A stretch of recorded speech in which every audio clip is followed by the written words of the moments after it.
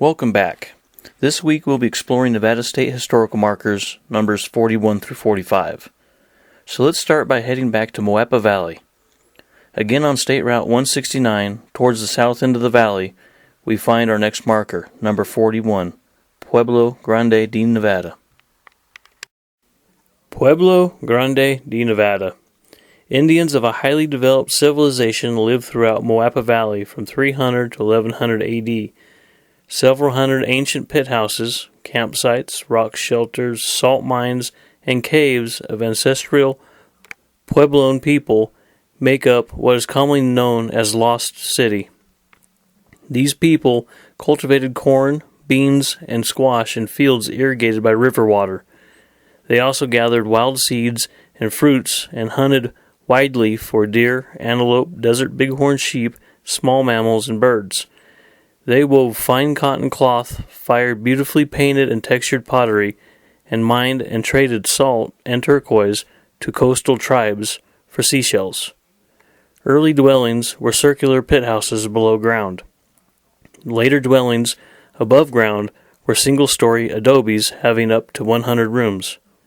Lake Mead, created by Hoover Dam, flooded the most intensively developed portion of Lost City. Nevada State Historical Marker, 41. Now we need to turn around and head north 291 miles.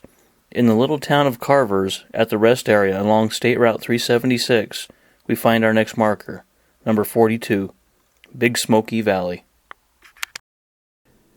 Big Smoky Valley. Named for its hazy distances, this valley has witnessed a parade of famous men and stirring events. The valley and its bordering Tiobe and Toquama ranges are Shoshone territory.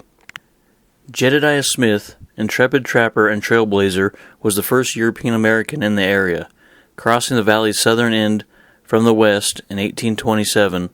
In 1845, John C. Fremont passed through the valley, accompanied by such figures of American West as Kit Carson and Basil Lajeunesse. In 1859, Captain James Simpson located the central route across the valley's northern end.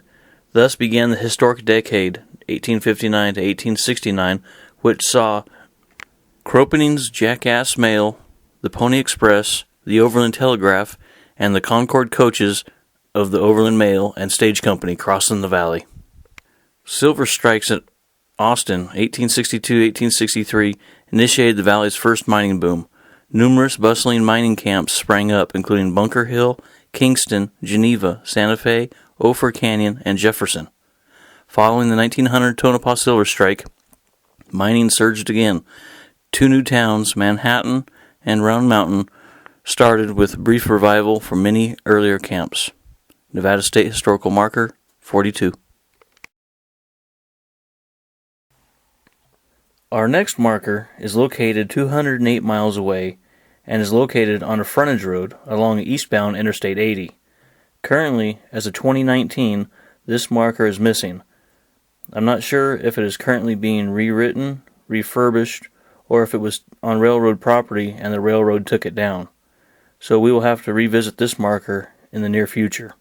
But for now, here are some old photos of marker number 43, Derby Dam. Derby Diversion Dam. Derby Dam, constructed under Specification Number 1 and Drawing Number 1 of the U.S. Reclamation Service, now the U.S. Bureau of Reclamation, diverts the flow of the Truckee River for irrigation use. It was the forerunner of such mighty structures as Hoover, Grand Coulee, Shasta, and Glen Canyon dams. Derby Dam was authorized by Secretary of the Interior E.A. Hitchcock on March 14, 1903. It is part of the Newlands Project, named in honor of Nevada Senator Francis G. Newlands, who worked for passage of the reclamation laws in 1902. Derby takes its name from a nearby Southern Pacific Railroad station of the day. Charles A. Warren and Company of San Francisco, the contractor, started work on the dam on October 2, 1903, and finished May 20, 1905. Operational water diversions began in 1906. Nevada State Historical Marker, number 43. Now we're off again, this time to Carson City. 53 miles away to be more precise. Located in front of the Capitol building is our next marker. Marker number 44, Carson City. Carson City, Nevada's state capital, one of the state's oldest communities, was established in 1851 as Eagle Station, a trading post and ranch on the Carson branch of the California Immigrant Trail by Frank and Warren L. Hall, George Folsenby, Joe and Frank Bernard, and A.J. Rollins. The station and surrounding valley took their name from an eagle skin stretched on the wall of the trading post. In 1858, Abraham Curry purchased much of the Eagle Ranch after finding that lots in Genoa were too expensive. Together with his friends, John Muser, Frank Proctor, and Ben Green, Curry platted a town he called Carson City. Curry left a plaza in the center of the planned community for a Capitol building should the territorial or state seat of government be located in his town sometime in the future. In March 1861, Congress created the Nevada Territory. 7 months later, November 1861, Carson City became the capital of the territory due to the efforts of Curry and William M. Stewart. When Nevada became a state 3 years later, Carson City was selected as the state capital, and by 1871, the present Capitol building was completed in the plaza Curry had reserved for it. Nevada State Historical Marker, number 44.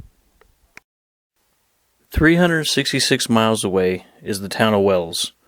Located on 6th Street, before entering downtown, we find our next marker. Marker number 45, Humboldt Wells.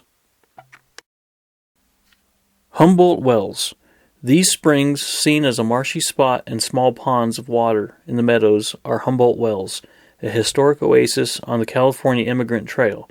Between 1845 and 1869, hundreds of covered wagon trains camped here, refitted from their arduous journey and prepared for the grueling 300-mile trek west along the Humboldt Valley. Ruts of the old immigrant trail winding down to the springs can still be seen on the slopes above them and to the northwest. In 1869, the Central Pacific Railroad established a station named Humboldt Wells for the springs located west of the station. In 1873, the Elko County Commission changed the name from Humboldt Wells to Wells. Nevada State Historical Marker, number 45.